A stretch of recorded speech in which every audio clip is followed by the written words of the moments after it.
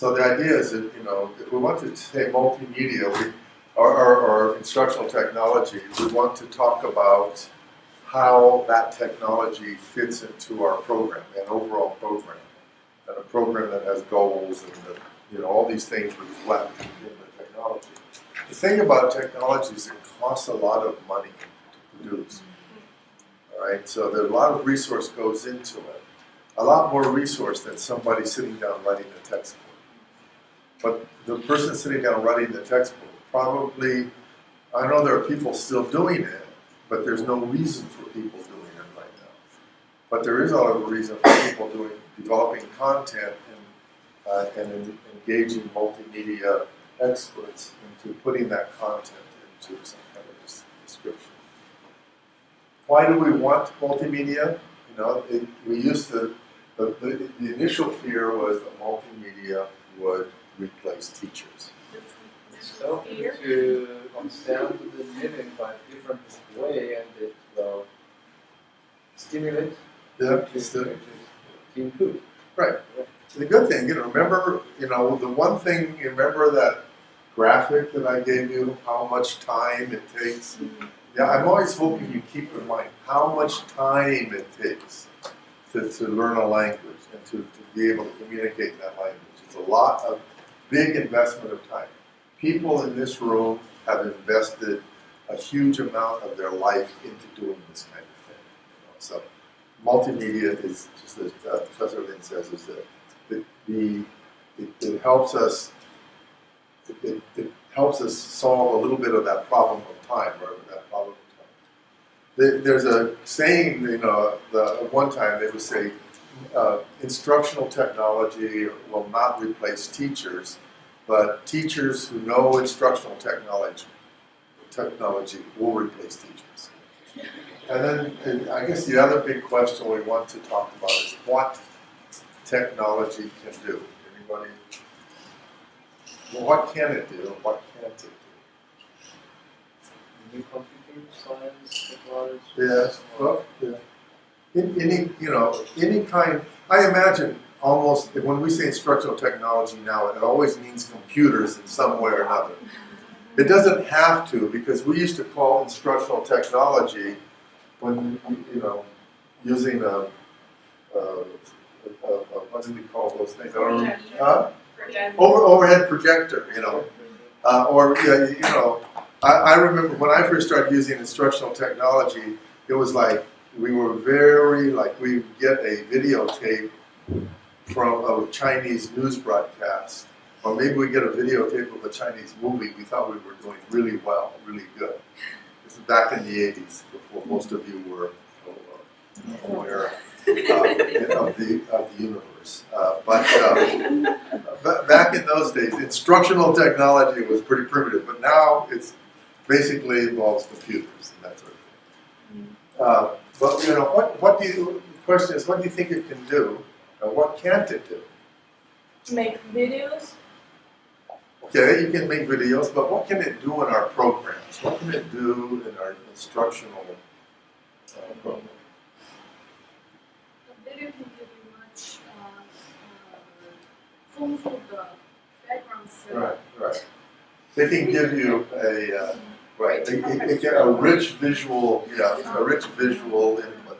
And the thing, remember the brain, it starts here. That's where our visual input, that's where we organize the way we're looking at the world.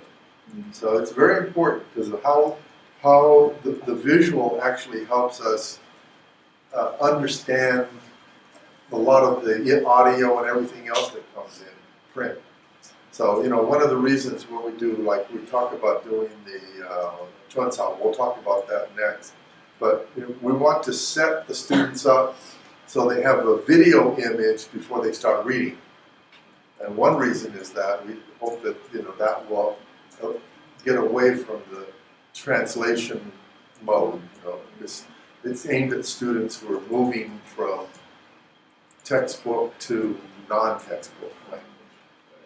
But what we're trying to say anyway, that instructional technology is multi-channel, not just visual, not just audio.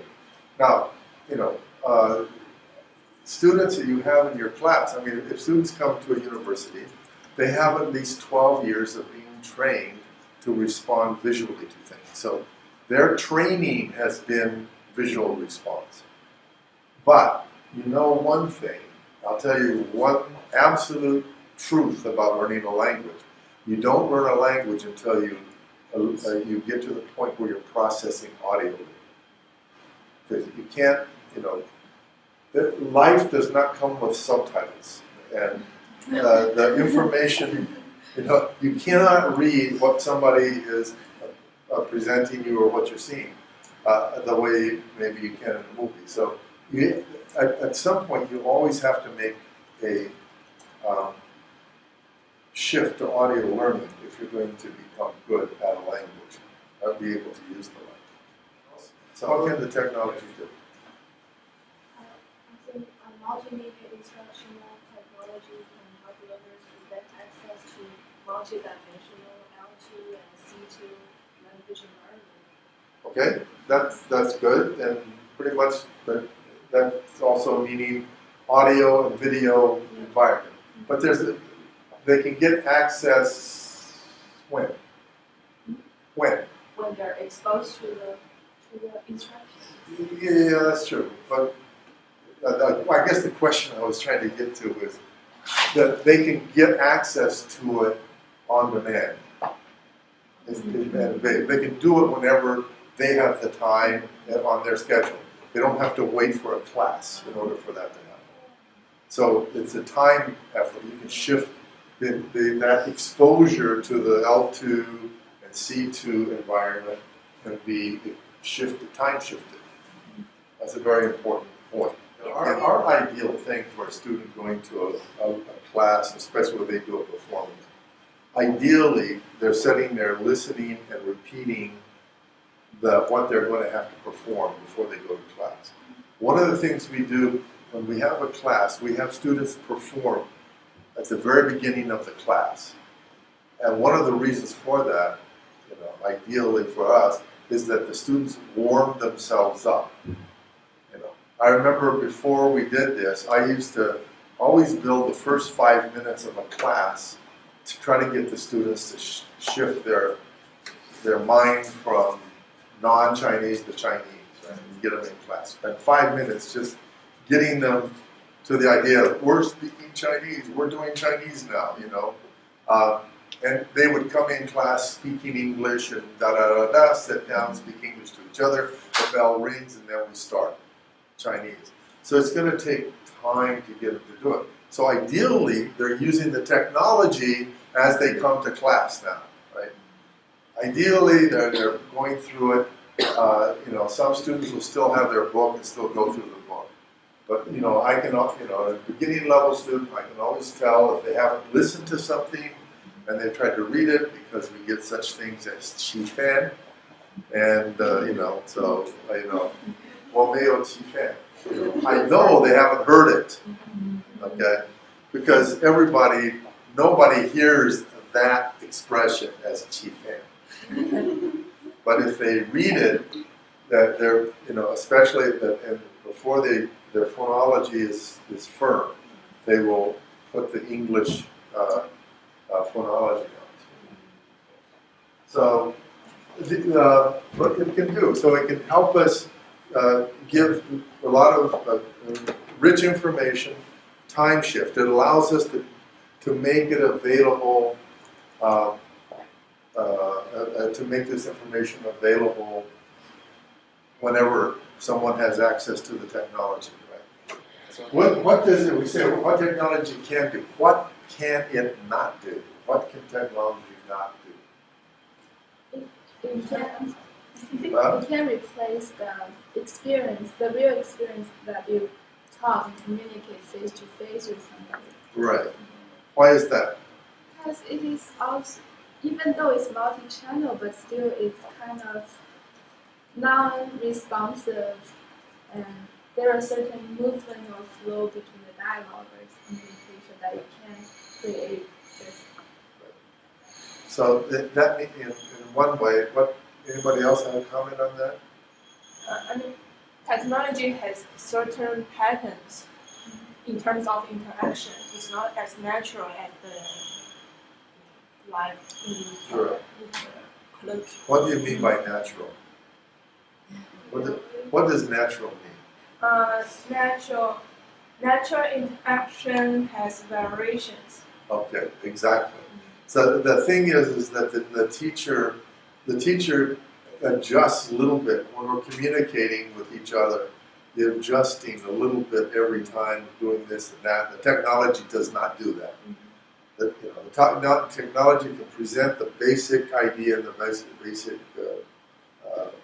concept, but it doesn't adjust and it doesn't give feedback. So I know they have all this speech recognition stuff and all that kind of thing. I've seen it. I've never seen one kind of feedback mechanism that actually works. I know it works for the developer, the computer guy that develops it. It works for him, but it doesn't work for students. And I've never seen anything. We've looked at it. I mean, we've looked at this kind of thing for 20 years, from the time they were starting to talk about, the speech feedback mechanisms and the graphs and all that. But I've never seen one that actually works. Yeah. And I think what Chinlasher said is just a real key issue, and that is what the teacher provides the social interaction, and the classroom provides the time of social interplay between students and teachers and students, and the teacher can observe all this and give feedback. So that is the point of technology, is you want to preserve that time as much as possible. That's the high value time in language learning. Okay, that's what cannot be replaced. That's what you cannot build into the technology. It's that personal interaction period between teacher and student using the language.